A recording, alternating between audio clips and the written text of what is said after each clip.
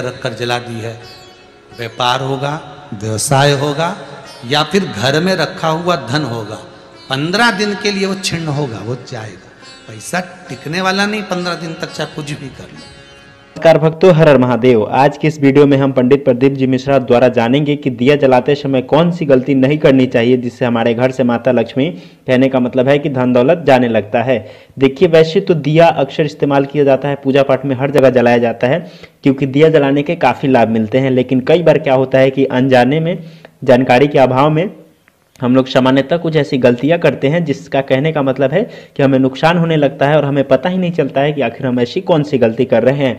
तो आज की इस वीडियो में पंडित प्रदीप जी मिश्रा दिया जलाने से लेकर काफ़ी महत्वपूर्ण बात बता रहे हैं, काफ़ी सामान्य गलती के बारे में बता रहे हैं जो हमें से बहुत लोग करते हैं, जिसके कारण क्या होता है कि हमारे घर से लक्ष्मी चली जाती है, लक्ष्मी रुष्ट हो जाती हैं। कहने का मतलब है कि हमारे घर से धन दौलत कम होने लगता है। आज की इस वीडियो में पंडित प्रदीप जी मिश्रा ने बताया है कि हमें वो कौन सी गलती है जिसे नहीं करनी चाहिए, क्योंकि वो करने से हमें, जैसा कि मैंने बताया, हमारे घर से लक्ष्मी चली जाती है।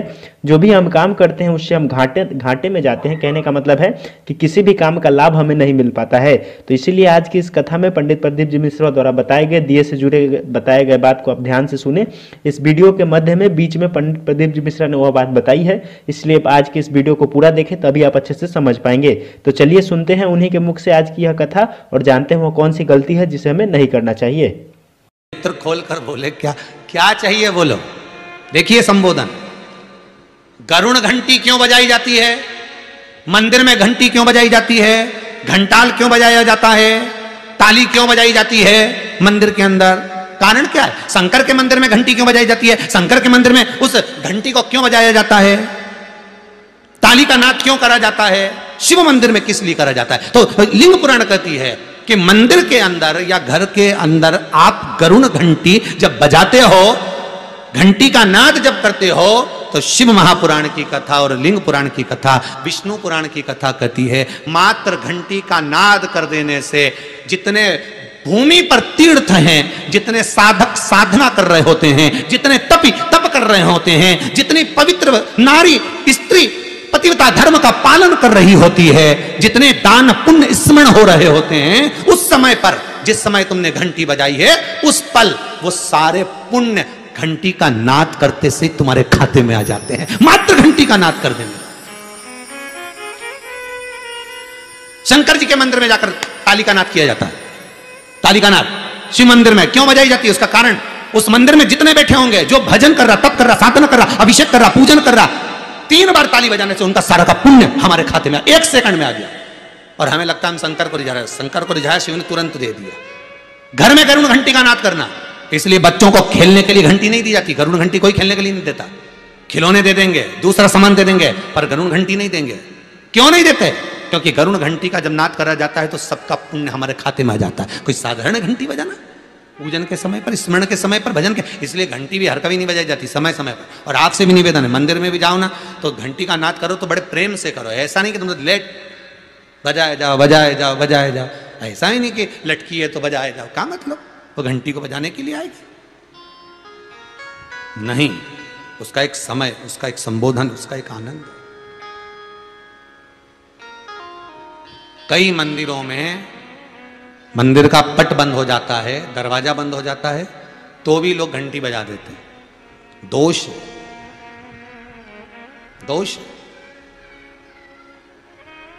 भगवान अगर मंदिर में सो रहे हैं, लिखा हुआ है मंदिर के खुलने का समय इतनी बजे से इतनी बजे तक, मंदिर बंद है तो घंटी नहीं बजना चाहिए। जिस जगह पर ब्राह्मण विद्वान हैं, साधक हैं, संत हैं, साधु हैं, मंदिर अगर बंद होता है तो उसके साथ में घंटी के नीचे के भाग को रस्सी से ऊपर बांध दिया जाता है जिससे बजे ना। क्यों? कहते हैं अगर भगवान अगर विश्राम कर रहे हैं, सो रहे हैं, निंद्रावश हैं या पट बंद है, उस समय पट बंद का समय है और घंटी का अगर नाद हो जाए तो कहते हैं 11 ब्राह्मण के भूखे रहने का दोष लग जाता है जीव को, मात्र घंटी बजा देने पर, अगर भगवान विश्राम कर रहे हैं। भगवान विश्राम अवस्था में है, पट बंद है, दरवाजा बंद है, और लिखा हुआ है समय, मंदिर खुलने का समय 11 बजे से इतनी बजे तक, मंदिर बंद होने का समय इतनी बजे से इतनी बजे तक, और उस बीच में तुमने तो देख लिया कि पट बंद है, तुम तो आ गए, तुमने तो मन में सोचा हम तो इंदौर से आए, हम तो भोपाल से आए, हम तो वहां से आए, हम तो वहां से आए, और भगवान का मंदिर बंद है तो क्या हुआ, हम तो घंटी तो बजाएंगे, तो बजा ले जा।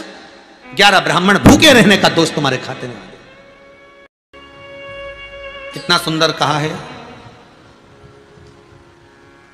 शंकर भगवान को बेलपत्र चढ़ी हुई वापिस चढ़ सकती है, पर किसी भी देवता पर कोई फूल पुष्प आपने चढ़ाया, कोई पुष्प आपने चढ़ाया, ठंड का समय है या बारिश का समय है, पुष्प जो चढ़ाया हो सकता है कि मुरझाया नहीं हो, होता है ना ऐसा कभी कभी कि पुष्प मुरझाया नहीं हो, या उसमें ताजगी हो, सुंदर दिख रहा हो, बहुत अच्छा हो, और वो पुष्प चढ़ा हुआ तुमने अगर एक बार उठा लिया, उतर गया, उतरने के बाद फूल कितना भी सुंदर हो, फूल कितना भी ताजा दिखे, पर वो देवता को समर्पित नहीं हो सकता। भले उसमें सुंदरता है।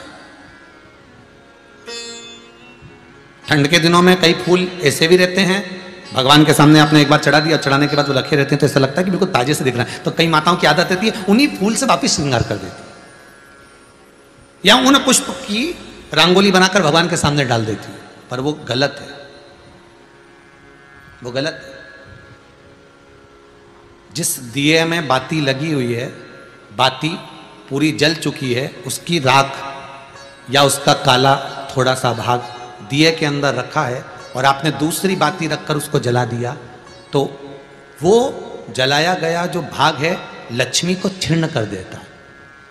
15 दिन तक व्यापार ठीक नहीं चल सकता। एक बार प्रैक्टिकल करके देखना। दिए के अंदर अगर कोई बाती जल गई, जलने के बाद ठंडी हो गई, ठंडी होकर उसमें राख पड़ी हुई है, या उसके अंदर कोई काला सा आप गोल बत्ती लगाते तो काला का एक भाग काला काला सा जला हुआ उसके अंदर रह जाता है। कई लोगों की आदत रहती है कि अब शाम का टाइम तो है, उसको कौन हटाए, उसी में अपन दूसरी बत्ती रख दो, जला दो, उसी में रखकर दूसरी बत्ती जला दो, भाग उसी में पड़ा हुआ है पुराना, और आपने दूसरी बत्ती अगर रखकर जला दी है, व्यापार होगा, व्यवसाय होगा, या फिर घर में रखा हुआ धन होगा, 15 दिन के लिए वो छिन्न होगा, वो जाएगा। पैसा टिकने वाला नहीं 15 दिन तक, चाहे कुछ भी कर लो, ठीक नहीं चल सकता व्यापार। तुम कितना भी दम लगा लो। कई लोग कहते भी होंगे कि हमारी दुकान तो 8 दिन तो अच्छी चलती है, 8 दिन के बाद नया क्या हो जाता है, 15 दिन अच्छी चलती, 15 दिन के बाद नया जाने क्या हो जाता है। तो उसमें गलती ढूंढो कि हम गलती क्या कर रहे हैं। नहीं तो व्यापार तो अच्छा चल रहा है, ग्राहक भी आ रहे हैं, सब कुछ होता है। जब 15 दिन ग्राहक आते हैं तो 15 दिन क्यों नहीं आते, 8 दिन ग्राहक आते हैं तो 8 दिन क्यों नहीं आते, उसके पीछे तुम्हारा कोई कारण होगा। फिर अपनी गलती को ढूंढो कि हमारी गलती क्या हो। तो उसमें आपको वर्णन किया था कि भगवान की बेलपत्री, भगवान का प्रसाद अगर पलंग पर रखा है तो दोषपूर्ण है,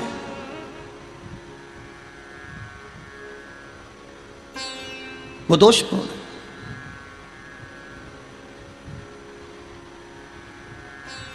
अब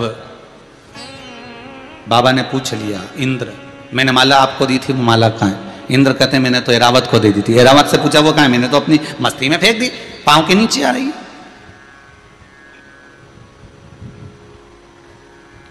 मैं तुझे श्राप देता हूं इंद्र, तो तेरी सत्ता के विमुख होगा। जितना तुझे तेरी सत्ता से प्रेम है इंद्र, तुझे अपना सिंहासन प्रिय है, मैं तुझे श्राप देता हूं कि तेरा वो सिंहासन तेरा छूट जाएगा। माला का अंतर देखिए, जिस माला को आप लेकर बड़े खुश होते हो, वो माला अगर सही जगह नहीं जाती, जिस भगवान की बेलपत्री को लेकर आप खुश होते हो वो बेलपत्री सही जगह नहीं जाती, जिस प्रसाद को लेकर आप खुश होते हो वो प्रसाद अगर सही जगह नहीं जाता तो उसका फल क्या भोगना पड़ता है वो देखिएगा।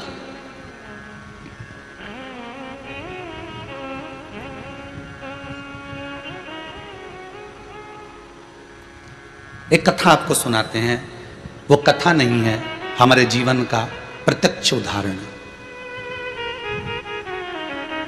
प्रत्यक्ष उदाहरण।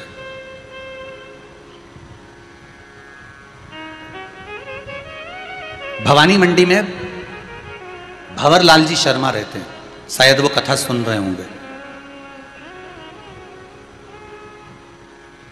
वो कथा सुन रहे होंगे, ये मुझे विश्वास है। उनका नियम था हर महीने वो गोवर्धन नाथ जी की परिक्रमा करने जाते थे, और हमारा भी नियम था, हम गोवर्धन नाथ जी की परिक्रमा हर महीने करने जाते थे। कई बार ऐसा योग बन जाता था कि वो परिक्रमा पे, हमारी कोई पहचान नहीं है, हमारी कोई जान नहीं है, ये भंवरलाल जी का नाम हमको तो बाद में मालूम पड़ा कि ये भवानी मंडी के रहने वाले, वो भी पूछा उनसे, वो भी रो रहे थे तब पूछा गया। ये हकीकत की कथा, ये कोई कथा किसी पुस्तक से नहीं है, ये प्रमाणित था। और उनका नियम था, गोवर्धन नाथ जी की परिक्रमा करते, लगाते भगवान को, शाम के समय पर वो बाबा को राजभोग धराते, गिरिराज दादा।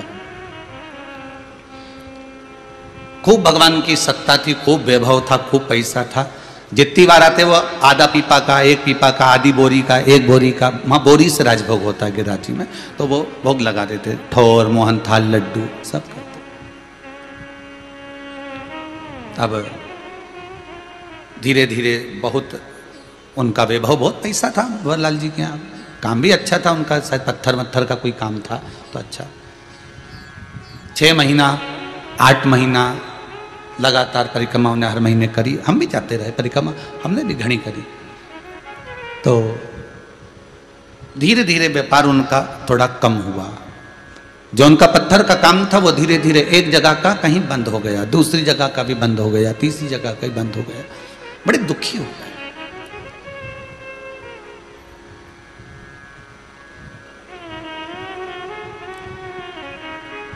पूंछरी के लोटे के पहले मुकुट शिला आती है, उस मुकुट शिला पर हम बैठे हुए थे और ये भैया निकल कर जा रहे थे, और आज ये दोनों पति पत्नी की आंख में आंसू भरे हुए थे परिक्रमा करते करते। अब मुख से निकल गया, भैया आप कौन हो, क्यों रो रहे हो, और वो भी गिरिराज दादा की शरण में रो रहे। जब व्यक्ति भगवान की शरण में रहता है, भोलेनाथ की शरण में रहता है, ठाकुर की शरण में रहता है, मेरे कृष्ण की शरण में रहता है, मेरे गोवर्धन नाथ जी की शरण में रहता है, मेरे राम की शरण में रहता है, तो उसकी आंख में तो आंसू आना ही नहीं चाहिए, फिर आप क्यों रो रहे। अरे महाराज, धोती तो पहने ही थे हम, तो कहा अरे महाराज, बहुत पहले की बात है, लगभग हो गए होंगे 8-10 साल, आज याद आई है तो बता दें। अरे महाराज